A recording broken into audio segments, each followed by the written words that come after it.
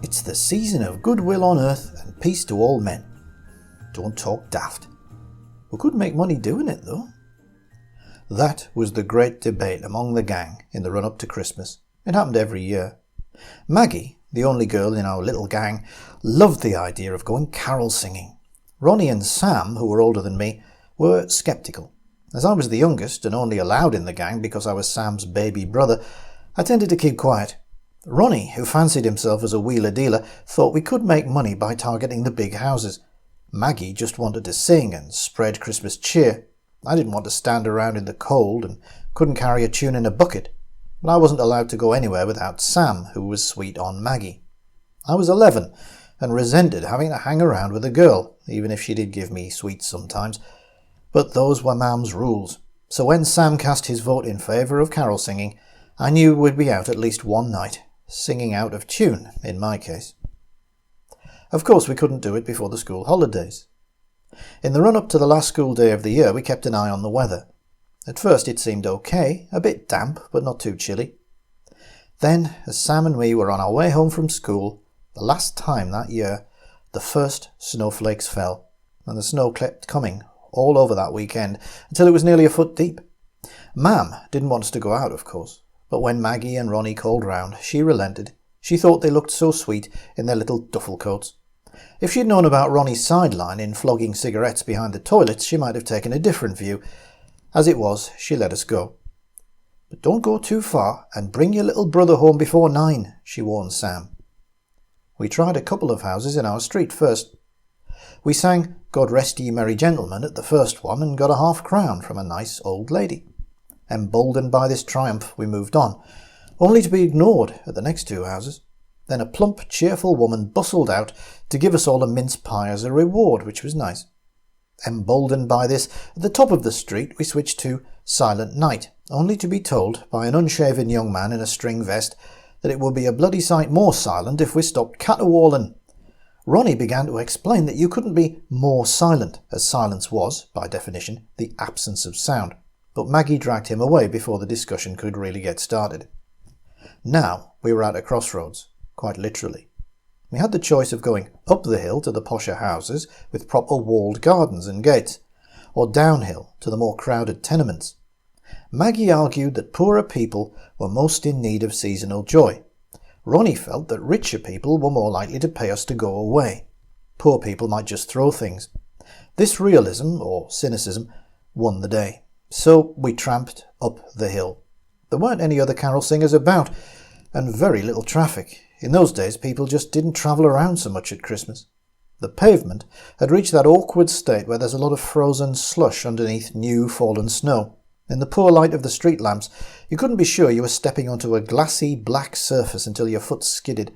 Soon both Maggie and me had bruises from falls. But then we reached the first big house. And this, being in the days long before security gates and the like, we simply went up the path and stood outside the door.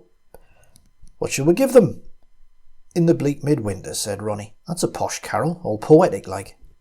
I wasn't sure of the words, but really, our little choir consisted of Maggie plus support, and she knew it all.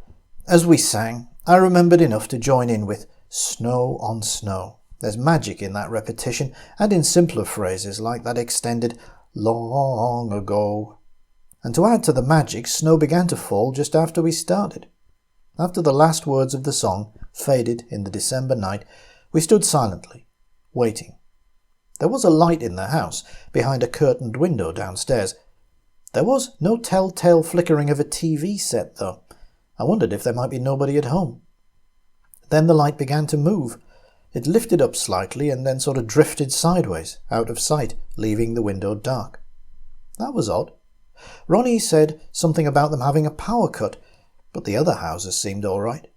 Then a hesitant, yellowish glow appeared in the fanlight above the front door. Finally there was a rattling of locks and bolts, slow and hesitant, as if the person opening the door was weak and dithery. "It's Ebenezer Scrooge," whispered Sam, "or Marley's ghost." When the door opened, though, we didn't see an old miser. We saw a tiny old lady, hard to make out in the gloom. There was a candle flickering on a hall table behind her. I think we were all slightly shocked because she was so tiny and seemed to be wearing a very old-fashioned dress, all frilly and flouncy. Her hair was long and grey and tumbled around her shoulders. I thought of Miss Havisham in Great Expectations, which had just been on the telly. "Merry Christmas," said Maggie, trying to sound cheerful despite such a sad sight. "Compliments of the season, missus," added Ronnie. "Merry Christmas, children." The tiny old lady's voice was high and very weak, as if it was coming from a long way off. I felt a chill when I heard it, a chill that had nothing to do with the cold that was creeping up my legs through my wellies and 2 pairs of Dad's thick socks. There was an awkward pause, then Sam broke the silence. "Any requests, madam?" The woman moved forward out of the shadows, and we could see her face for the first time. It was small, wrinkled like a crab-apple, but very pale. Her skin was like parchment, and her eyes were dark and gleamed like a doll's. I felt another chill. "Requests?" she said quietly, seeming to think it over. "Oh yes, I really like 'O Come All Ye Faithful.' We used to sing that when we were carolling so long ago." Fortunately, we knew that one. As usual, Ronnie counted us in, and Maggie's clear, sweet voice swooped over and around us lads as we galumphed our way through the old verses. And that was when it happened. A light came on beside the door, and in its radiance I could see that old lady wasn't old anymore. She was a girl, her hair bright red and piled up on her head. There was a Christmas tree in the well-lit hall behind her, a real one, not plastic, huge and decorated with dozens of beautiful glass baubles with a shimmering star on top. And she wasn't alone. There was music, old-fashioned but very sprightly, coming from inside, and laughter. I saw 2 people, a young man in a fancy old penguin suit, and a young woman with short hair and a long dress.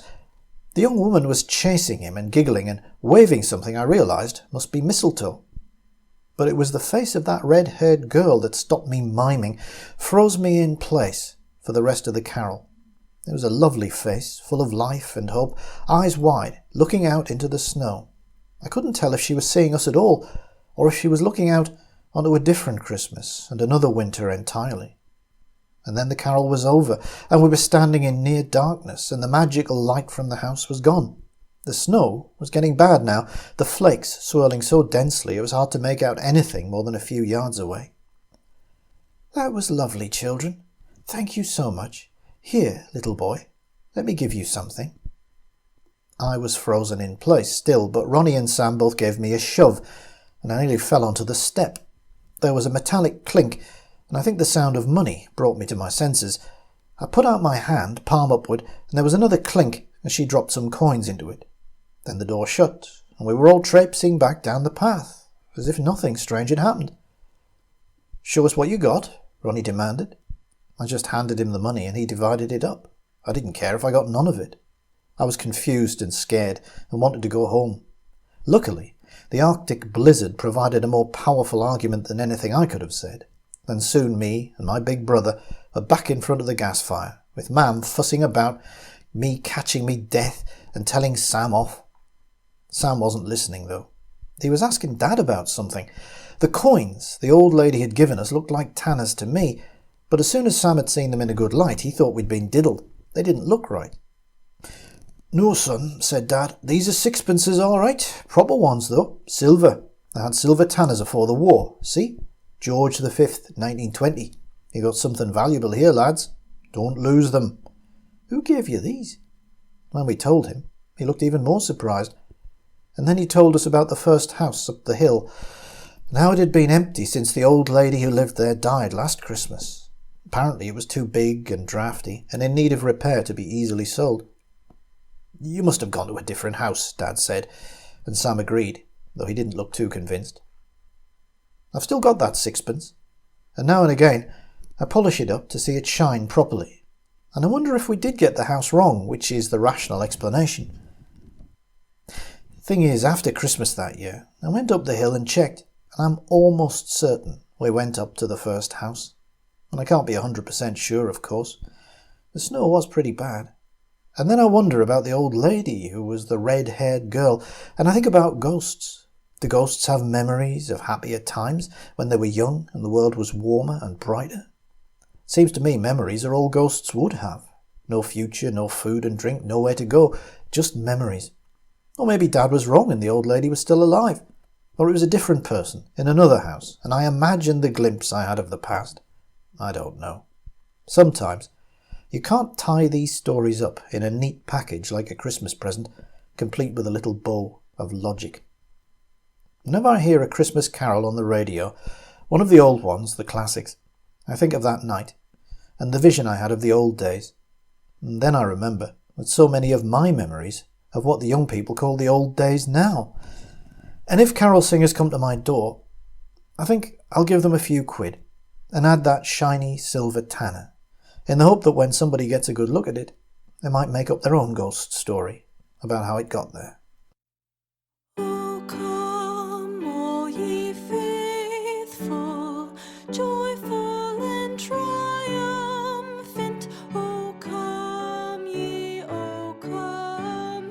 to Bethlehem. Come and be